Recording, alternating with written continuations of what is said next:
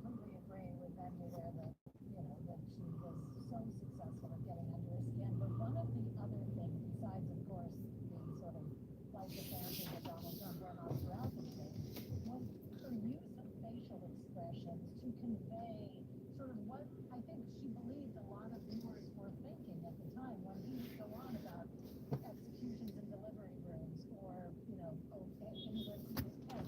She would have this look on her face that I think was designed for the lights were needed. And you would just look at him like, what on earth are you talking about?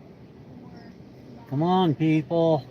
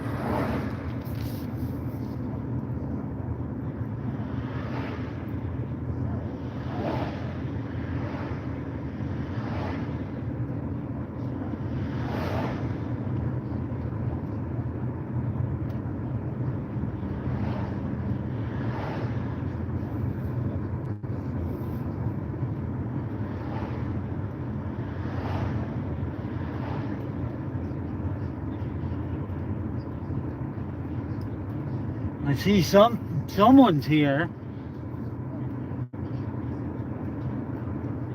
A couple people anyways. Can you hear me?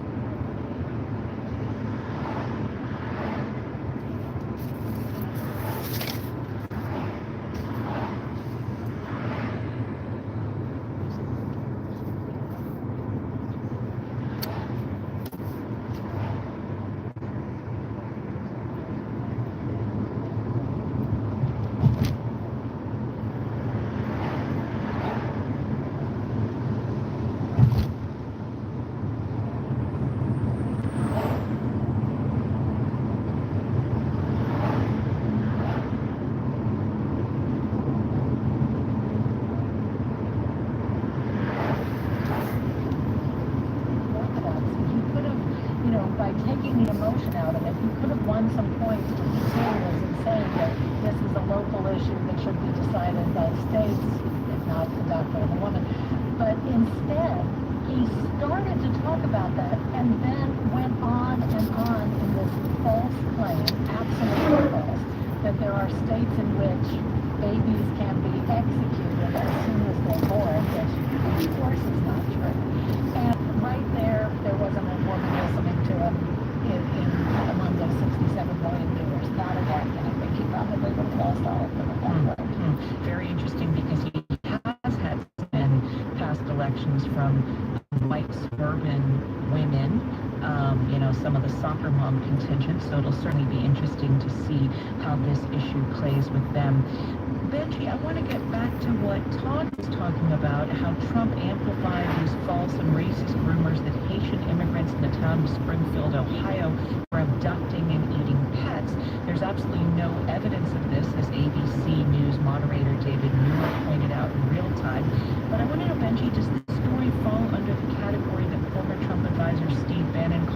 flooding the zone, throwing out all kinds of salacious rumors, whether or not they're true?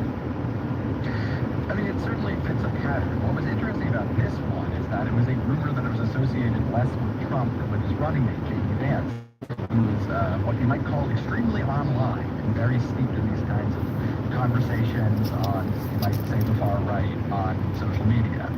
And one thing that's interesting about it, I'm speaking from a tactical level, not a ethical, factual level here, is that Democrats are eager to highlight this moment. They think it makes Donald Trump look ridiculous. J.D. Vance has been quite explicit. They're eager to highlight this moment, even if it turns out the rumors aren't true, because they think it encourages a conversation about what they believe is their strongest issue, which is immigration and stoking resentment around the recent migrants who've come during this wave of asylum seekers. That's one of the major issues in the election.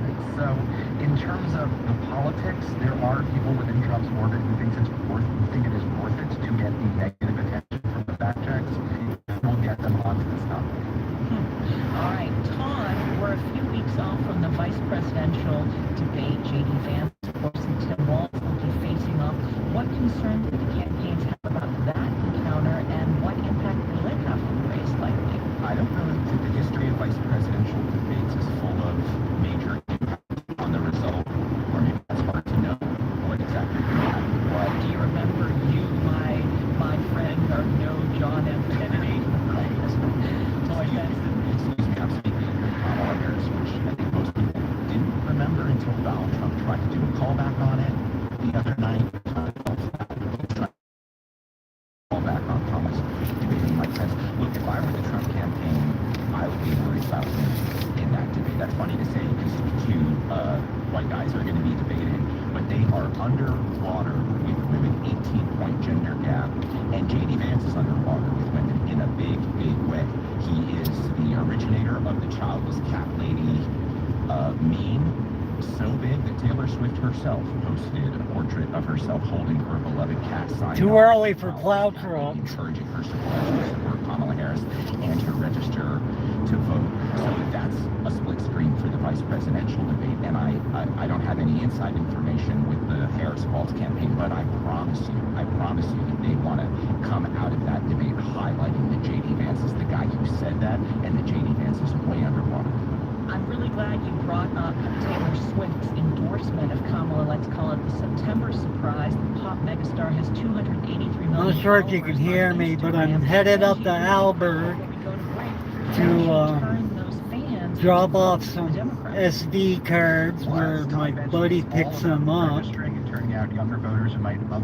I pick up ones that he's got filled up. And at the MTV Video Music Awards this week, go register. So we got probably 45 minutes. Traditional news, get off the sidelines. That's a win for Democrats. And if you see me passing a lot of cars on the interstate, they all drive slow around here. Wendy Benjaminson of Bloomberg News coming up. I'm doing the speed limit. They're just driving slow. Find enough votes from its own party to avoid another government shutdown in a few weeks. Plus, the Friday News Roundup quiz. We will get much more of your comments and many more questions from our terrific panel. I'm Indira Lakshman of U.S. News and World Report. Stay with us. This is 1A.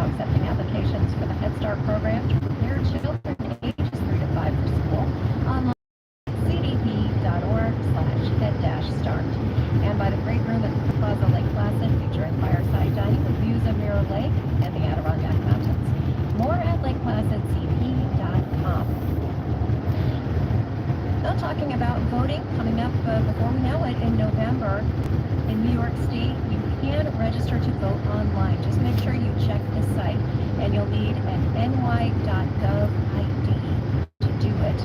But it is possible. You can find out more information by contacting your local board of elections. And if you're an illegal immigrant, you don't need Across ID. the North Country yet again today, You can come right on and vote. mixing in with a bit of clouds, and there are a few spots that are kind of popping up looking like rain, but I don't believe that's exactly what we've got right now. Temperatures, meanwhile, in the 60s and 70s at this point, picking up all the way up there today, 70s in the Northeast. This is NC. Support for NPR comes from the station. Every month, cloud-based phone service for any size business. Dominant virtual receptionist, video meetings, and other features to connect customers and coworkers. NPR.com/NPR. From Superbook, featuring a new 2025 Forest design with 11.6-inch stark multimedia interface. Learn more at superbook.com. And from the sustaining members of this NPR station. It's the Friday News Roundup, and I'm Indira Lakshman. At 1-8, we'd like to challenge you news junkies out there every week with our current events quiz. Last Friday's question was about fun.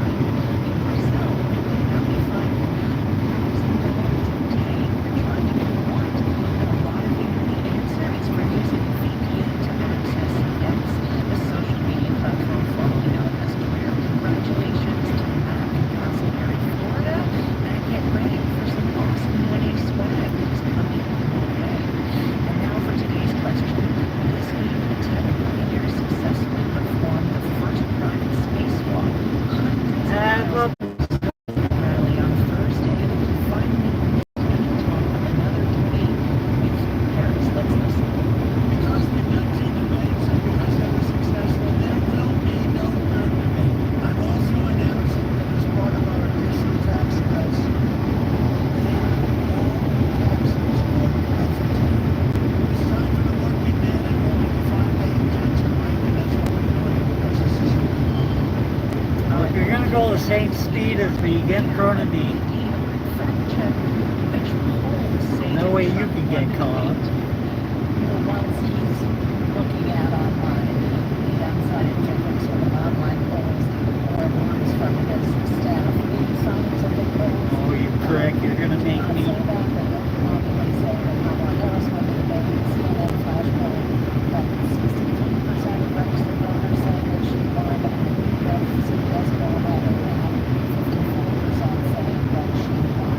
And then Donald Trump was listening to some of his own closest allies, Lindsey Graham, Senator from South Carolina, called it the best opportunity.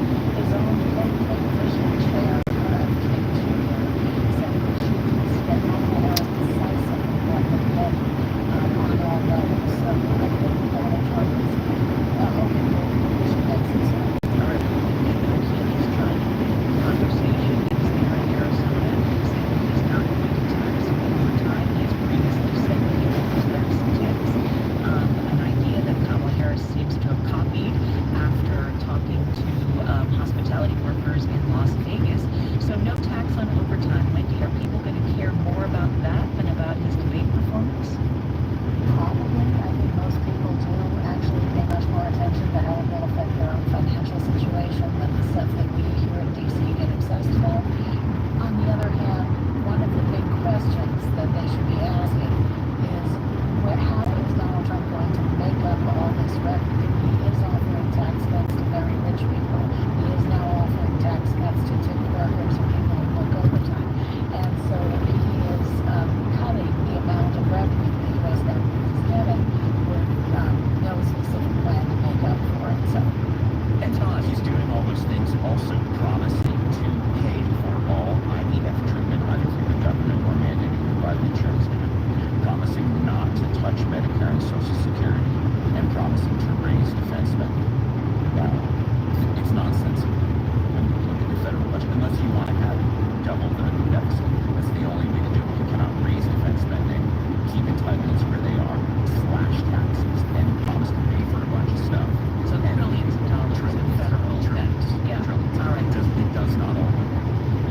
let's stick with Trump's economic planning.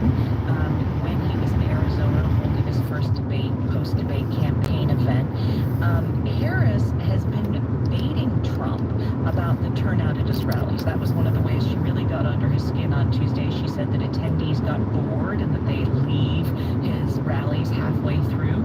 Trump was back in Arizona this week. Well, Kamala, they stay at yours to watch a train wreck. Place, and how close is the race there? Well, the race is tied. The race in Arizona is tied. It just is. I mean, it's basically a dead heat. The averages for the polls put it Your at a social tie. media Harris goal. has gained a little ground in Arizona from taking over, but it is definitely tied. I think it'll be interesting to see the post-debate. They better be nice. They'll shut me down. Tied is the only thing I can say about that. How did Donald Trump's rally go? Well, in addition to the tape you just played, he claimed a monumental victory in the debate. I think went. Wish I could read the chat if anybody's in He had a here. monumental victory in the debate, except for him and his most staunch supporters. He attacked the ABC moderators. He pledged to make it illegal for undocumented immigrants to buy houses. He repeated earlier lies about kids being given transit. I'll stop surgery up by by the schools. lake and see who's here. Lie about pets in Ohio. Be a little bit.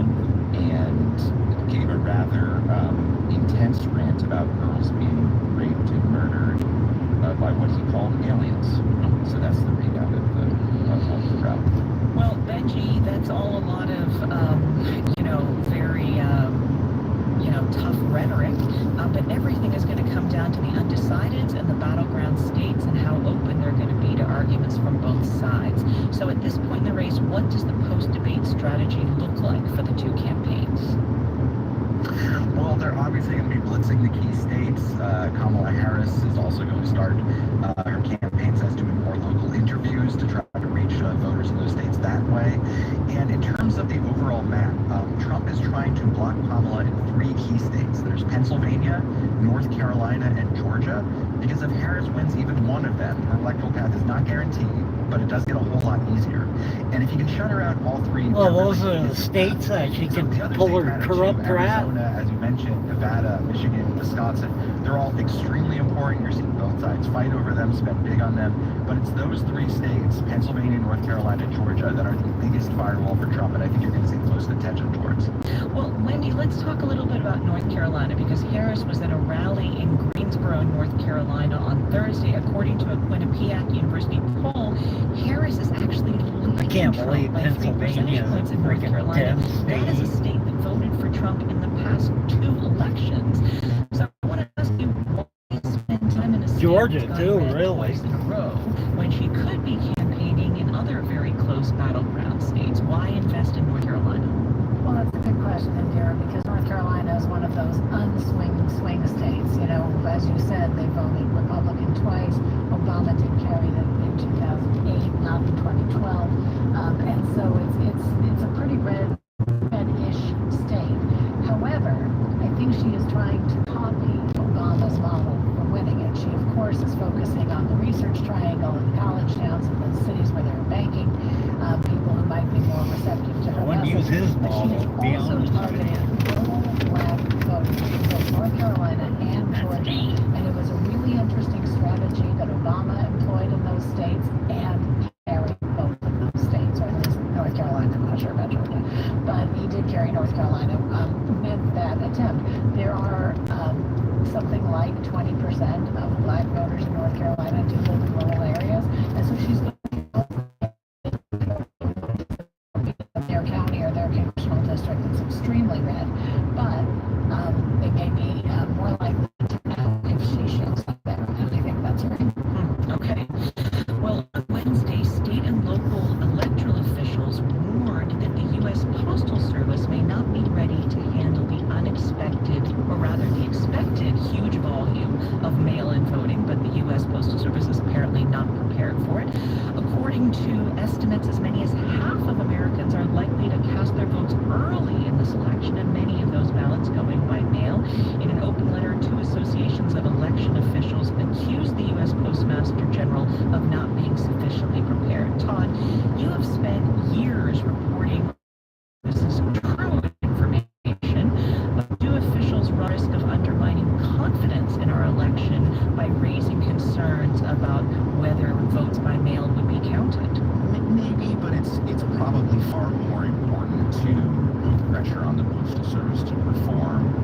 well as it can. The complaints are many, many from these officials to the U.S. Postal Service that has been controversial since the last election, when Louis DeJoy, who's the Postmaster General and appointee of Donald Trump, was basically instituting a mass downsizing of the Postal Service and its guts, its distribution guts, at the same time as we were having a mail-in election because of the pandemic.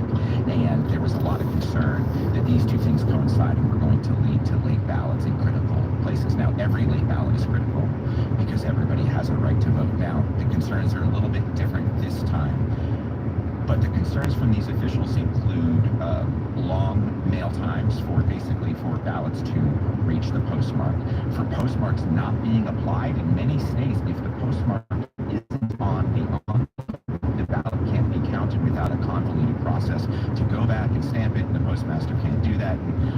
I don't know all the rules, but you put them through a lot to get their vote counted. Rules are different in every state. Other concerns that ballots that are mailed on time don't get postmarked by a grace period, and that people aren't going to get their ballots counted. Now, the post office says, everybody relax, our average delivery time is 2.7 days, but that's average, that's not everywhere, and the average doesn't matter because everybody has a right to vote. If my ballot takes 9 days and is late and doesn't get counted, I live in New Mexico, I don't care what the average is, make a difference to me. My ballot didn't get counted because of the Postal Service. Herein lies the concern. So I don't think undermining confidence in mail-in voting is enough of an excuse to not raise the issues and try to put pressure on the Postal Service to know that all eyes are on them. By the way, mail-in ballots start going out this week in some states. Early voting is like, we're on the cusp. That's right. It's starting in Pennsylvania. So you will be keeping an eye on that for us. I'm Indira Lakshmanan, and you're listening to 1A. We are listening to our fantastic panel of Todd Zwillich from 1A, Wendy Benjaminson, Senior Washington Editor at Bloomberg News, and Benji Sarlin, Washington Bureau Chief at Semaphore. So in an interview with Fox News on Monday, former North Carolina Governor and former Republican presidential hopeful Nikki Haley had some advice for Trump and his running mate, Ohio Senator J.D. Vance. Donald Trump and J.D. Vance need to change the way they speak God, about them new campers women. just look so freaking cheap. She didn't get this far, just by accident. She's here. That's what it is. She's a prosecutor. Low build quality. And talk about intelligence or looks or anything else. Just focus on the policies. Benji, how are Trump and Vance faring among female voters in the numbers that you're looking at? Cabot. Not Pepper great. jack cheese. There's a Democratic pollster named Adam Carlson who's been tracking this number across major public polls, and he's found the average heading God into the damn, debate was that's Trump good. down about 12 points with women. But here's the flip side. He's also up about 8 points with men, and that's an improvement from 2020 exit polls. And a lot of the Trump strategy and the decisions you see are based on the idea that there's still a large pool of men that they can tap into who weren't Trump voters before. So remember, the gender gap is not just Harris doing well with women. It's also about Trump doing well with men. It's a tug of war, and both campaigns are absolutely desperate to win it. You make an excellent point, Benji, and while it's of course true that J.D. Vance's now infamous comment about childless cat ladies who are miserable with their lives, that comment's not going away. Yeah. You told us earlier how That's Taylor funny. Swift capitalized on it with a beautiful picture of her and her cuddly cat, but you're absolutely right, we need to flip the script. What about Let me the other ask you, 20 Wendy, cats how you got? concerned should Kamala Harris be that she needs to appeal more to working class men who have typically, traditionally gone for Trump over the last 8 years?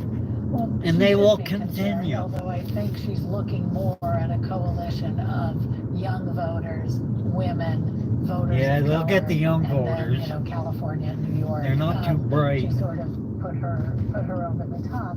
Although she did try when she first got into the race. I think she also had some big Zoom call. It was like Dudes for Kamala or something like that. And then she had another one specifically with black men to try to make them feel confident that she could win the Bow, presidency. chicka, bow, The wow. trouble is, I think Donald Trump and J.D. Vance are in such a hole with most women in America that it's going to be hard. A vote for Kamala, get and you Harris a has been very smart attached point to out her that Trump was basically OnlyFans found page. liable for sexual assault. I mean, there aren't a lot of women who would vote for a guy who has that hanging over him. Did I And say the that? cat lady thing really just It was resonated just badly. a joke. Vance also at one point, I think, said he loves, of course his wife isn't white, she's Indian American. Take it easy Of on course me, she isn't Secret white, but I Service. love her, she's a great mom, she's also a clerk, she was a clerk for Chief Justice John Roberts. These sort of comments just rankle female voters, and so it's going to be a hole to dig out of.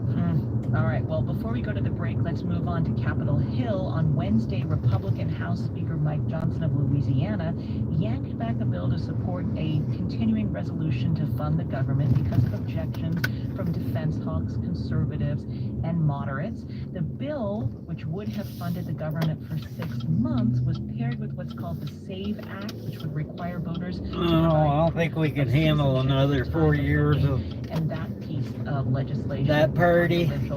Very quickly for us, Todd, how is I Speaker might just Johnson jump gonna the resolve border and- this? And does the proximity of the election in November make any difference to the pressure Go he's see under Trudeau. to get a deal done? Speaker Johnson is going to prevent a government shutdown by doing what he had to do last time, which is lead a bipartisan coalition government. He is a bipartisan speaker at this point. I got a Democrats dead been zone before, coming and up he here. will I don't have know if to we'll keep the make it government through it or moving not, but with we'll try. many, I don't know how many Democratic votes. That is my prediction for you. On the SAVE Act, which requires proof of citizenship before you can vote, illegal, undocumented immigrants are already prohibited from voting under federal law. Donald Trump is demanding the SAVE Act or a shutdown. He is doing it, and I'm very comfortable saying this, he and Mike Johnson are doing this entirely to set up a pretext.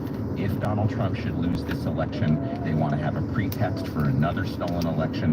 They want to have an excuse for why Donald Trump lost, and part of that excuse would be that illegal immigrants voted. Donald Trump has said it before, many times. He has lied and said millions of illegals voted. That's a lie, and now he wants a legal pretext to say it. All right, thank you for that summary, Todd. Before we go to break, let's remember sinker Frankie Beverly, who died this week at 77. With his soul and funk band Maze, he created lasting hits like Before I Go and Joy and Pain. Yeah. His career started in Philadelphia. He released his first album in 1977 and dominated R&B for decades. After the break, we'll have much more with our terrific... Gotta love show, hearing and that let's Democrat enjoy propaganda. Frankie Beverly's music before we go to break. I'm Indira Lakshmanan. This is 1A.